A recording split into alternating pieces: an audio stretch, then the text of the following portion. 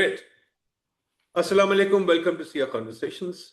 SIA Conversations is a vehicle for creating an informed dialogue, especially on economics. But today we are departing a little bit. We want to look at the global political economy and zoom in on economics from there. We're going to try and see what we can learn about international law, the new economic order that's emerging, what can we predict on that, and how that will impact upon us. So I'm very, very pleased to have an old friend, but now a very, very important man. He's a friend, but that would mean that I should devalue him. Tariq Rauf has done many things since we were together in the NSC. Tariq Rauf has been the advisor to the International Atomic Energy Commission, IEA. He's been a major advisor there. He's been the advisor on verification and security policy coordination in the International Atomic Energy, which I don't even understand, but I know that it's a very important position. He appears on many television programs to give advice on nuclear policy, international law, etc. He's now in the UNITAR, and he's also on the SIPRI, Stockholm International Policy Research Institute director. So he's got a number of things, but most importantly, he's done a lot of work in international law, international relations, I should say, and he knows international law very well, and especially armaments and nuclear armaments. In fact, I remember when we were in school together, he was even then interested in arms and armaments while we didn't know anything about these things. So it's a passion with him. So welcome, Tariq. Very nice to have you here. हम गुलाबी उर्दू बोलेंगे या English, whatever you like. I want to begin here that you did a very nice podcast that I heard last 2 days with, I'm trying to remember, what's the person's name that you did this podcast with? Dr. Adil Sultan. Uska kya naam hai? What is the name of the... Dr. Adil Sultan is with Air University in Islamabad. Okay, great. So his podcast, I would urge everyone to listen to it because Tariq described in great detail how the Iran situation emerged. And there's a lot of detail there that I think is worth repeating. But since it's already done, I don't want to push him to repeat that. But Tariq, very briefly, just for a couple of minutes, if you can tell us, just summarize that conversation. How did we get to this point? The nuclear issue. Why is it such a big issue for Iran? And should Iran have done what Pakistan did, just made a nuclear? And why did the international agency international community sort of get after Iran? They want to in a sense, they're not disarming her, they're dismantling Iran. So Zara briefly describe that. Well, Nadeem, it's a pleasure to be on your podcast. I've watched many of your other podcasts on economic issues. There are many of them. I periodically run into them and I learn a lot. So just to clarify, this podcast that you were referring to is called Straff Asia by Dr. Adil Sultan, who is the dean at Air University. And you can also find another one on Inside Story on Al Jazeera that I did this morning. So Nadeem, the nuclear issue since the dropping of the atomic bomb over Japan in August of 1945 has always been very controversial. It has also been an instrument of power. So it's no coincidence that the 5 permanent members of the Security Council, Russia, China, France, United Kingdom, United States, all have nuclear weapons. So it, in a sense, reinforces their ascendancy and primacy in international politics. You worked for many years at the World Bank, and this is part of the Bretton Woods system that was established after the end of the Second World War. And we also know which other countries that dominate in those international fora. So over the years, the orthodoxy has emerged that spread of nuclear weapons to additional countries is not stabilizing and creates problems for international peace and security. So that is why there are only 9 countries today that have nuclear weapons, in addition to the 5 I mentioned. You have Pakistan, India, Israel, and on North Korea. But there has always been a focus on Muslim countries and Arab countries seeking nuclear weapons and nuclear technology. And therefore, this crusade, so to speak, started with the bombing of the Iraqi nuclear facilities in 1981.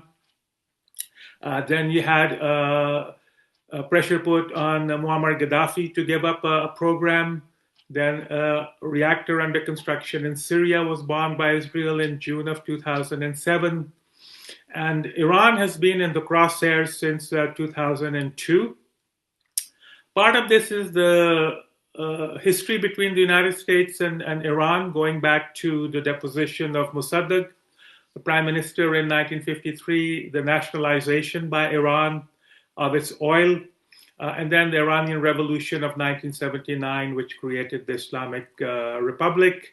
The prisoners that were taken when the American embassy was stormed. So this has been a running sore between Iran and the US. So it's no surprise that Iran has been in the crosshairs. And the current prime minister of Israel has always wanted to attack Iran, and this ended up being a good opportunity for him. Most people believe that the ease with which the United States went and kidnapped the president of Venezuela was what was probably sold to the US president, that this would be a neat and clean job. The government in Tehran is very unpopular. The people would rise up and there would be regime change, but that has not happened. Look, मुझे लगता है Iran has done a great job defending itself. Okay? And the ordinary Pakistani also feels Iran has done a great job defending itself, and I keep hearing commentaries on CNN and Al Jazeera, etc. People generally feel that happen. But the key thing is, which I find amazing, is in one sense, we don't want nuclear proliferation. And yes, we all agree with that. Nobody's saying we should have that, etc., etc. In fact, most of us, and I think you will also appreciate it, actually want nuclear deletion, get rid of the nucleus. But now what we see is that in order to stop Iran from having a nuclear bomb, they may actually attack those nuclear power plants. It's being discussed so readily. अभी बहुत लंबा segment मैंने देखा CNN पे, फिर अल जजीरा पे, फिर अभी ट्विटर पे किसी ने बहुत लंबा लिखा हुआ था कि जी they might bomb that facility on the coast, and therefore Riyadh and even Abu Dhabi, etc., Dubai, etc., might be affected by the radiation. Is that likely? Well, this is not the first time that nuclear facilities have been bombed. Coincidentally, Israel bombed the Iraqi reactor. Iraq bombed the Bushehr reactor during the Iraq-Iran war. So the current Bushehr reactor is built on the ruins of the original Bushehr reactor. And last year, Israel and the United States attacked the uranium enrichment facilities and other nuclear fuel cycle facilities in Iran. Those do not pose a radiological hazard because the type of material there is more corrosive rather than radiologically harmful. Whereas Bushehr is an operating reactor with 90 tons of uranium, which is alive, so to speak, in the core, generating heat. The heat boils the water turns into steam, the steam drives the generator provides electricity to the city. So they felt that Iran was in a vulnerable position after being attacked last year, and given decades of sanctions, Iran was not able to modernize its air force and its military forces. Its airplanes, for example, were the ones that were bought by the Shah of Iran. So those are already 50 years old. And they did not rearm because of the sanctions. They were not able to buy arms and modern planes from and air defense systems from Russia and China, because those countries also didn't want secondary sanctions. And now in the day of AI and more precise targeting, the Israelis and Americans were very successful in detecting whatever air defenses Iran had, and they took them out on the very first day. Secondly, Iran is very deeply penetrated by Israeli and Western intelligence agencies. Several of their nuclear scientists were assassinated on the streets of Tehran, most likely by Israeli agents. On the very first day, the supreme leader was killed in his bunker, and so on. So the Iranian system is very porous and unable to defend itself. And so I think, sensing this weakness, Israel thought this was a good opportunity. And you can see the plan for a greater Israel slowly evolving. For example, they bombed Gaza into the Stone Age, to use this term. More than 70,000 civilians have been killed, vast majority women and children.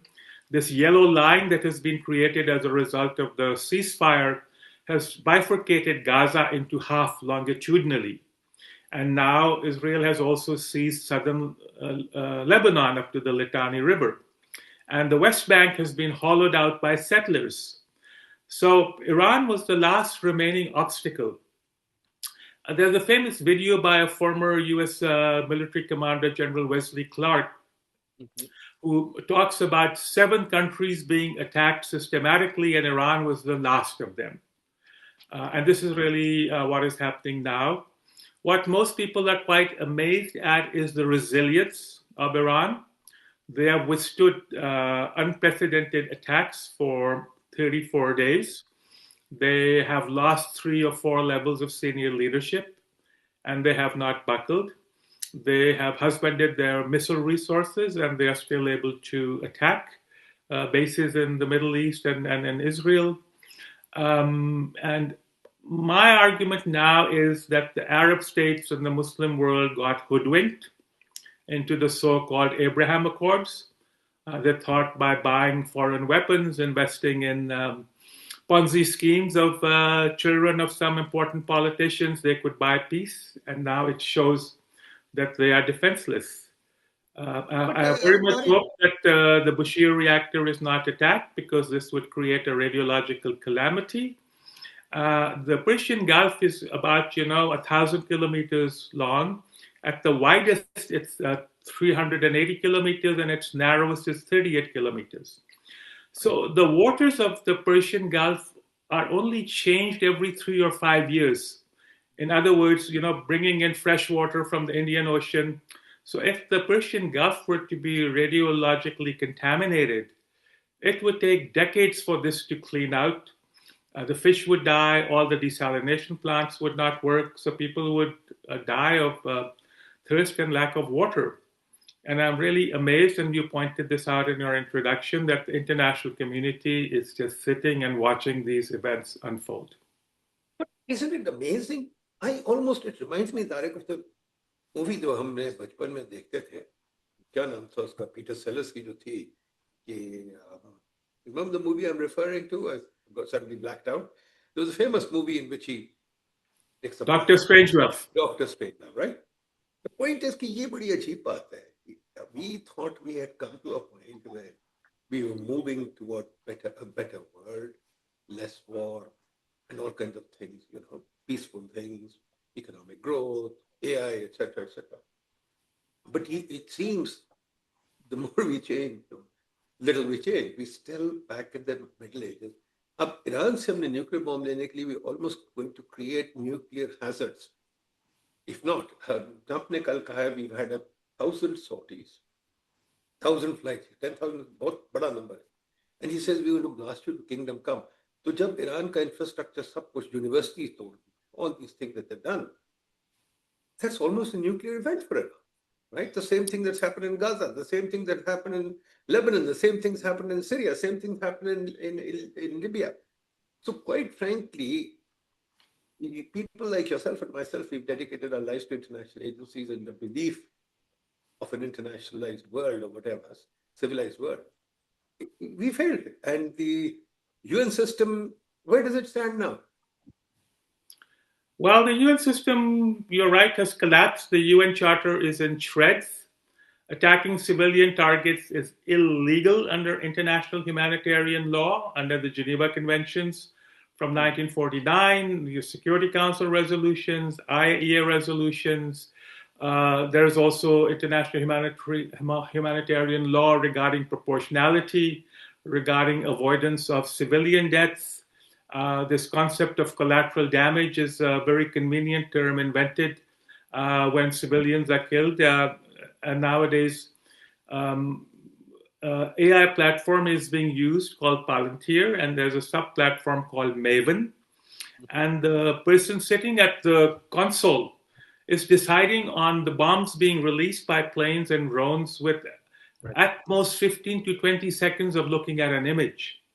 And we already saw that in Afghanistan, if you remember, where wedding parties and funerals were taken out on the grounds that these were Mujahideen fighters that were moving out into the field. So the same is happening now. And now we are in a new crusade. Because if you look on the tattoos of the Secretary of War, those are very crusader terminology there, and the same in Israel. So you have the religious fundamentalists who are talking about the end of the world. And different religions talk about the end of the world and the return of the Mahdi and return of Jesus Christ and so on.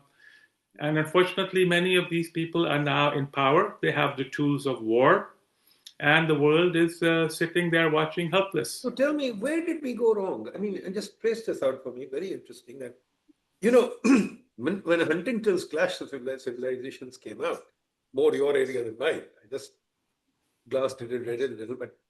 I thought it was too far-fetched. I thought it was not going to be possible because just dunya mein hum aa gaye hain. We are capable of negotiating, talking, but it seems we've lost all that. And now might is right all of a sudden. And to me, it seems now most countries now should do what North Korea and Pakistan have done: make a nuclear bomb and then discuss. So, are we moving towards nuclear proliferation rather than non-proliferation? Well, this is the lesson that, Iraq was bombed because it didn't have nuclear weapons. Syria was bombed, it didn't have nuclear weapons. Libya was bombed, it didn't have nuclear weapons. Now Iran is being bombed, it doesn't have nuclear weapons. Nobody talks about or even threatens to bomb North Korea because it has nuclear weapons. So that is the lesson. If you want to have nuclear weapons, you try to develop them.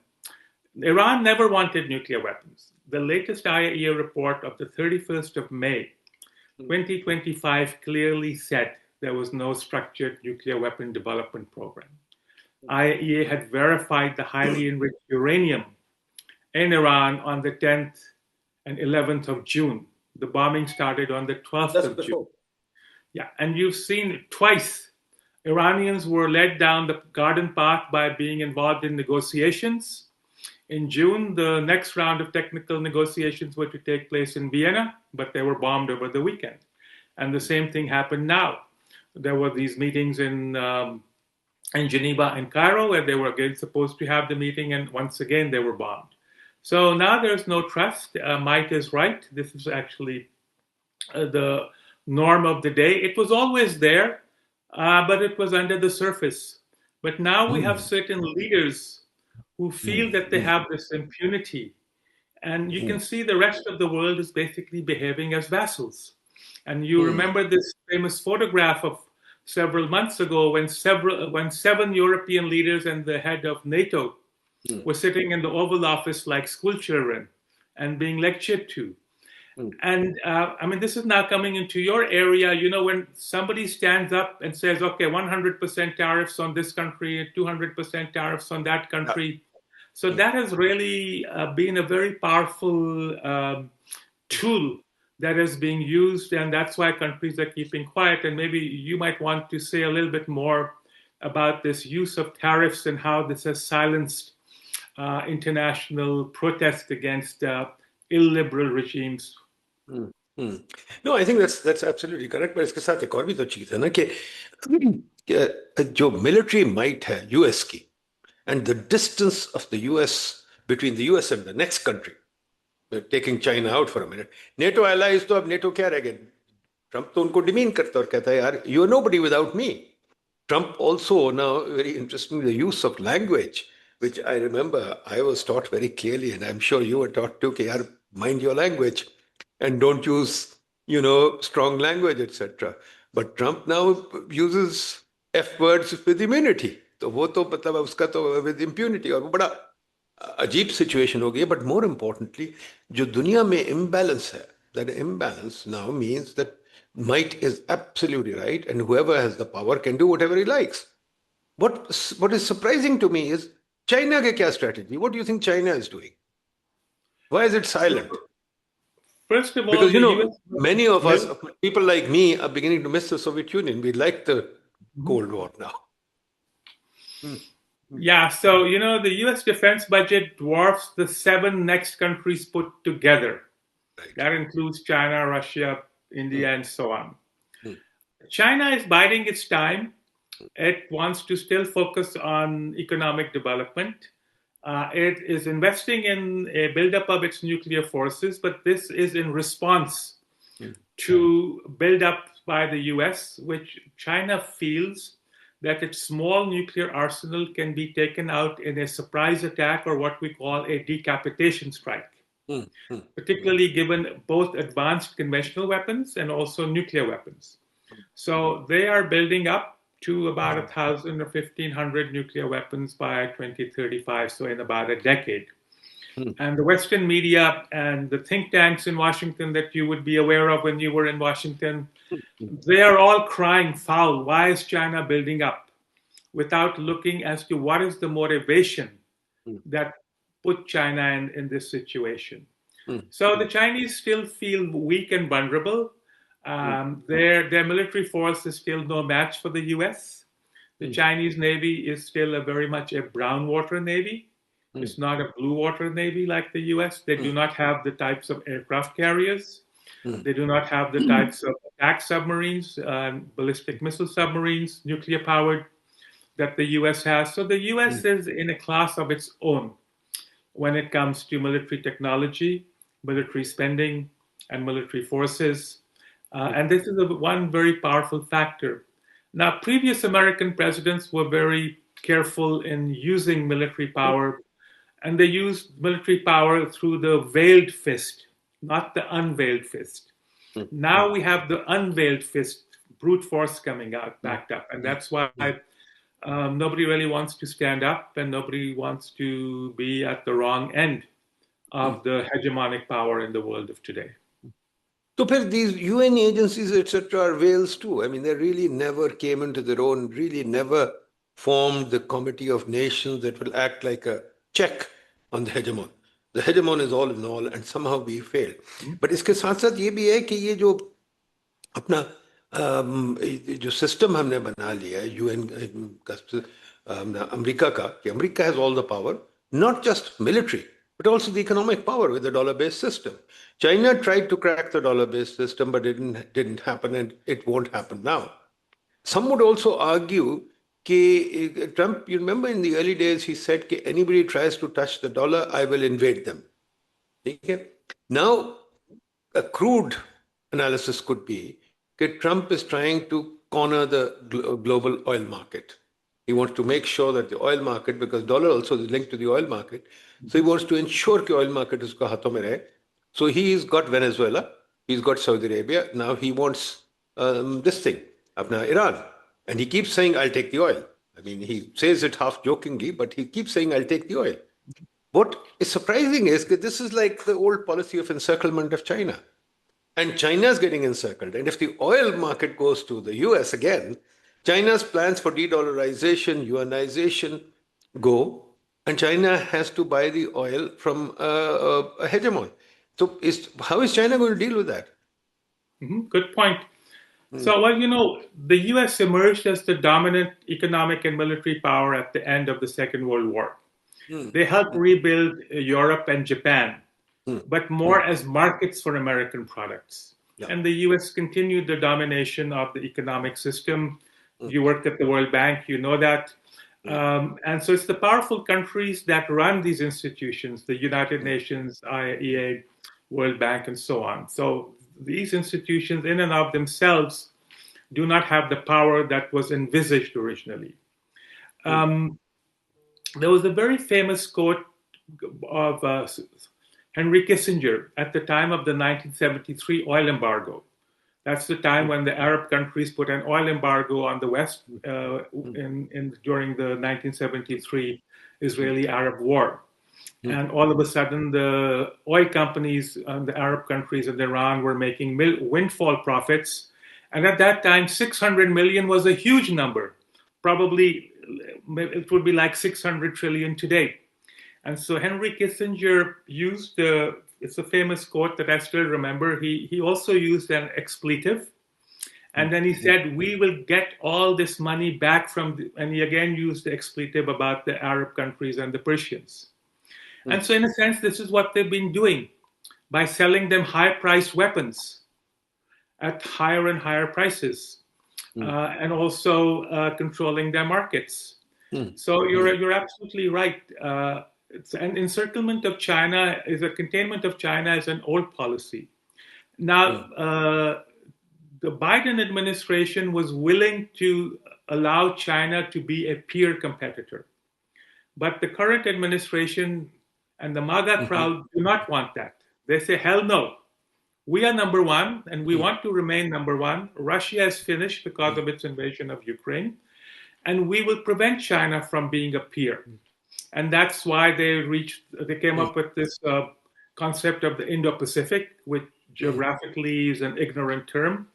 They also helped India set up this Quad, which is Japan, Australia, India, and the US to constrain China. And so you're right. So if they can get hold of Iranian oil, that will put China in a bind. On the other hand, China is making great progress through electrification and solar energy and so on. But nonetheless, oil will remain a key commodity and a key part of the energy mix until the end of this century. So China's development will be curtailed if it loses access to the oil coming from the region of the Middle East. Another thing that occurs to me is, I remember a long time ago when I read history, and the First World War, the Second World War. I mean, we've all gone through that, and books have been written, what the mistakes were and how the mistakes were made. We made the UN out of that. We said, treaties or bilateral. You remember the game we used to play, diplomacy, ये चीजें अब खत्म कर दो कि groupings बना के और लड़ो और ये और वो. But is it human nature? We can't seem to get rid of it. We thought we were developing institutions जो इसको कर देंगी, where we were developing institutions of monitoring each other, of negotiation, of developing international law, all the way from human rights to telecom, principal rules, to sports rules, to everything. But yet, is it human nature that we keep going back to war, or can we evolve out of this? Do we have to go down this route again and again? Well, you're a leading economist, and you would know that access to resources has always been at the heart of countries' security policies, and this still continues to be the case today. For a while, we had policies of globalization and interdependence, and the economics that you and I were taught, that the most efficient producers should produce, and inefficient producers would fall by the wayside. So now the Chinese have shown that they're very efficient producers, and now the people want to rewrite economics. And all these economists that, I used to tease you and others, Stiglitz and other from, the Chicago Economic School, Philip Krugman and so on, all of these people are now speaking from the other side of their mouth, into protectionism, into returning jobs to the US and so on. And the most efficient producer is not necessarily what they want. And actually, the better capitalists today are the Chinese, as opposed to the European Union and the US. So the whole thing is turned around on its head. So is there such a thing as international law anymore? Or is it gunboat diplomacy again? Yep. The international law exists on paper. And if the leading powers of the day choose to ignore it, choose to weaken the institutions that were set up, well, we shouldn't forget that the Prime Minister of Israel has been indicted as a war criminal. But he's visiting various countries openly and is waging a war a genocidal war, and the UN has characterized the war in Gaza as a genocidal war. And now the bombing that's going over Iran can also be criticized as or characterized as war crimes. Okay, put on your other hat and tell me, where did we go wrong? Where did the UN system lose its moral authority? And why is Europe so emasculated? Europe is now almost at the level of, I mean, even Pakistan is appearing stronger than Europe right now. Well, you remember there was this famous, again, quote from Henry Kissinger, who do I call in Europe? And there was no answer to that. So the European Union then tried to come up with setting up the European Commission. So now you have the president of the European Commission, Ursula von der Leyen. So if you want to call somebody, you would call her. They have a foreign minister, Kaja Kallas. But the European Union itself has no power. And it is also divided within itself. You have left-wing governments, you have right-wing governments. There is increasing bureaucratization coming out of Brussels. A lot of policies don't make economic sense. I think a lot of things started going bad in 2008 when we had the fiscal crisis. The European Union, like the US, printed trillions of euros to bail out the poorer economies, particularly the southern tier countries in the European Union. Even here in Austria, everyone got checks in the mail for a few €100, regardless of an income check. It was more simple cost effective to send everyone a few €100 than to do a means test. But all that money had to be repaid one day or another. And that's where we say the chickens are coming home to roost now. The Europeans subcontracted their security to the US. Once the Soviet Union collapsed, there was a lot of talk about the peace dividend, if you remember. But then the relations soured with Russia. Now, in his first term, President Putin wanted to come closer to Europe and even wanted to become a member of NATO, to integrate Western Europe and Russia, but he was brutally thwarted by NATO. And so then when he came back in his second term, he said Russia now needs to stand on its own. And the West is hostile to it. And since then, the relationship between Russia and the West has continued to deteriorate, leading to this sort of coup that was done in 2014 in Kiev, where a government that was perceived to be pro-Russian was ousted. That led to the Russian occupation of Crimea and then eventually the quote-unquote special military operation or invasion of Ukraine starting in February 2022. So that completely cooked the relationship between the US and the European Union and Russia on the one hand. And as I mentioned, the Biden administration was willing to have the peaceful rise of China, but the MAGA crowd says, hell no, we will not allow China to rise. And so I think these are some of the more recent. But these all seem to me very paranoid thoughts. I mean, quite frankly, in this day and age, Tariq, where, we can go the world, we can do anything. And we've got tons of, poverty has got sort of severely been reduced. There's lots of resources available. In fact, if you read the literature, there are lots of books written about abundance, for example. And there's lots of evidence to show that if we wanted to right now, there's nobody who needs to go hungry because we've got enough food. In fact, enough good quality food for the whole world population. We've got enough resources. I mean, the prices of goods are actually falling in real terms, and we've got enough resources to give everybody a middle-class lifestyle. If we take out the armaments, we can probably have a very good lifestyle for everybody. But it's still this thing that this parochialism still persists. And for example, the Islamophobia, whatever, Israel, etc., and we want more resources. This is so reminiscent of the past. This is so reminiscent of medieval times. Do you see any change in that, or am I just being paranoid myself?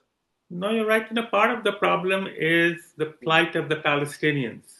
And this issue has not been resolved. There's this famous resolution 242 of the Security Council calling for a homeland for the Palestinians. That has never come about, and now there's no hope for Palestinians having a homeland. Even though now more than 100 countries have recognized the state of Palestine, but this is on paper. The policy of Israel is there will never be a state of Palestine. And the Abraham Accords basically were going in the same direction. So the countries that signed on to the Abraham Accords, in my personal view, was a major mistake, and I think they're coming to rue the day now. So had the Palestinian problem being solved, we wouldn't have had Palestinian fighters in different parts of the world trying to push their cause. Now, under international law, occupied people have the right to resist, including the use of force. The occupying powers in the occupied territories do not have the right to self defense. But this is what Israel has been exercising with the full support of the West. They are bailed out to the tune of nearly, $500 million a day in subsidies. Without these subsidies, it wouldn't exist. All these bombs that are being used are also coming from suppliers in the West. So that's part of the problem. And so the Holocaust was not caused by the Muslim countries. The Holocaust took place in Europe, in quote unquote, the heart of the civilized world. But the people who are being punished for that are the Palestinians and the Muslim world. And so this is always the argument that is used when I make these points that there was the Holocaust. And I said, yes, it was very unfortunate, but it wasn't perpetrated by the Muslim world. So the blame should lie where it belongs, and you deal with it that way. But historically, those who have been unfortunately persecuted, they themselves become persecutors. And this is what we are seeing now. The way in which the Palestinians are being mercilessly treated. Tariq, Just now, I mean, it's so reminiscent of what happened in the US. The Native Americans, I think that is the biggest Holocaust in the world. But I think if I checked with artificial intelligence once, I asked Grok this. It says there are about 50 million of them that have been wiped out. At the same time, when I asked Grok, this is all numbers from Grok. I'm deliberately using Grok because it's a Elon Musk media. 135 million were killed in colonialism, right? And in slavery, there were a larger number, maybe, I don't forget now, 200 million or something were killed. So the world is full of Holocaust. The world is full of Holocaust. And I think about it, Tariq, you'll remember this too. Recently, I went to Uzbekistan and I saw the tomb of Temur. And I was thinking about it. Our memories of Temur are what we learned. He's called Temur, the lung, whatever, and the memories, whatever he in poetry, etc., that this guy was very cruel and he killed tons of people. But in this country, he's supposed to be an innovator and a builder. So, yes, there's been lots of cruel people, Genghis Khan when he went through here. But this is the year 2026. And we are still doing the same thing as before, still grabbing land, etc. We can't share this thing. But what I come back to is, it almost seems to me like history is a war of narratives. Anybody who can put forward a good narrative can win. And Israel's put forward a great narrative, anti-Semitism, anti-Zionism, whatever. I mean, they've kind of forced us into thinking in those terms. Although, as you know, both you and I have Jewish friends and, very, very good friends, and they're very decent people. I've got nothing against any Jew or anybody for that matter. Even Hindus, I've got great Hindu friends. You've got great Hindu friends. So, I mean, we make friends across enemy lines. But what happens to us? I mean, is this again? I go back to this genetics, and we will never outgrow it. We'll always come back to a war, and so in the end, we'll have to wipe ourselves out. Is that right? Well, we're returning to tribalism and nationalism. The day after the Russians invaded Ukraine in February of 2022, there was a UN Security Council meeting. Mexico was a non-permanent member. And the Mexican ambassador looked directly at the American ambassador and said, the last time there was the Spanish-American War, Mexico lost 25% of its territory to the US. California, Texas, Arizona, and all the southern states, you've been there. Yeah. So this myth that, the US developed peacefully is a myth. The native people were wiped out. And I increasingly believe colonialism succeeded and spread because of the connivance of the colonized people themselves. Absolutely. Yeah, so we shouldn't blame ourselves completely, but we were facilitators, and the same thing is happening Of now. course. Everywhere. Arab states now are facilitators to Greater Israel, Right. and the OIC, its bigger Islamic community, is also a facilitator indirectly. Where is this famous ummah that we talk about? Yeah. Where Muslims are being killed every day like flies. Nobody bats a day. And we had this two-part ceasefire in Gaza. So the first part happened, but the second part never happened. Israel pocketed the gains, and they've been killing Palestinians every day since that ceasefire. Now there is another proposal for the Iran thing, to a two-stage proposal, a ceasefire, open the Straits of Hormuz, and then you have stage two. My view is that phase one would be accomplished. That would be to the benefit of the US and Israel and the West. There would never be a phase two. They would use this period to rearm, rebuild their interceptor missiles, which they are running out. And then in 2 or 3 months from now, they would again start bombing Iran. So I agree with the Iranian position that we want an end to the war. We want guarantees for our security and not a temporary ceasefire. But who's going to give them guarantees? Well, even if they got guarantees from the US under their constitutional system, the guarantee given by one president does not need to be honored by the next. And we saw that. The Joint Comprehensive Plan of Action signed in 2015 by Obama. The next administration, Mr. Trump in his first administration, walked out of it in 2018. So there are no guarantees in this world. Okay, then let me ask you a couple of last questions so that we can end this. Do you see any hope in the international system after this? Will there be international law at all? Or do you now, what's happening is Europe is also buying armaments, everybody's buying armaments, and perhaps this is what the US wants because they are the largest supplier of arms in the world, right? So this may be like the tariffs. This may be another one of Trump's very crafty plans to solve his current account problem. He's got a huge current account problem. So he wants to solve it by means of forcing people to buy American, or by means of forcing people to buy American armaments. Is that the only way forward, or is the UN or international system going to work? Well, as long as the dollar remains the reserve currency, the US can print any number of dollars that they want. It's not the same as Pakistan, which is on the hook for whatever billions of dollars in debts to various institutions. But the recent defense budget is for $1.5 trillion. At 200 billion. Now at 200 billion, so it's 1.7. It's 1.5 trillion. No, 1.5 trillion, but he's asked for 200 more now. Yeah. And so it's costing $1 billion a day. So it's because they can always print the money. Yeah. And so this is what I tell my friends in certain countries. There's one country which has more than $600 billion in US bonds. And I say, you will be paid in devalued dollars. You bought the bonds in $1 in such and such a day, the day you will be paid 20 years from now, that dollar might be worth 60 cents or 70 cents on the dollar that you paid. So that's the question more in your area, Nadeem, than mine, being an economist. But you're right. I mean, this is the time where there are long-term defense contracts being signed. People are rushing to put their money in defense stocks and defense futures. And in the short term, the military-industrial complex is laughing all the way to the bank, as they say. No, but what about the international? If you had a say, how would you reform the international agencies to make them more effective?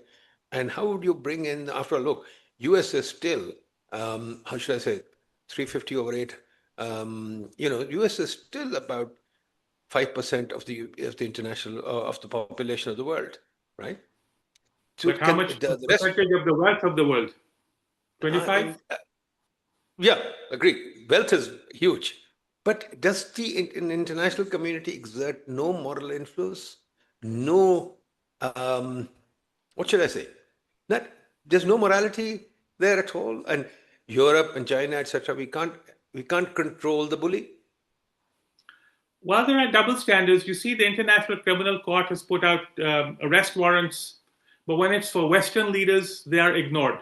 Right. When it's for the Bosnian leader, the Serbian leader, or somebody from Africa, they are enforced. Yeah. So powerful countries will follow the law when it suits them. So, for example, the UN Convention on the Law of the Sea, the United States is not a party to it. But then it uses the law of the sea to enforce what it calls freedom of navigation, going all the way into the East China Sea and very close to the Chinese territorial waters, citing international law. So powerful countries will use international law the way it suits them. They will flout it when it suits them, and they will rely on international law when it suits them. And there was this old saying, the strong will do what they must, and the weak must suffer what, I forget how it ends. So it's a little bit that way. At the moment, the system is very unbalanced. And we should also not forget, I think I should mention it, we should at least mention it, that Cuba is being starved even as we speak. And Cuba has done nothing. What have they done? They have no threat to America. They don't even have an air force, I think. They don't have anything, poor guys. It's a small island. And Trump comes on television and says, I can take Cuba if I want. Trump wants Greenland. Trump wants Canada. I mean, this reminds me of God knows what, Peter the Great or something in the past. What's happening? Well, the poor Cubans have been under sanctions for more than 6 decades under Democratic and Republican administrations in the US. And the Cuban community in Florida is now very powerful.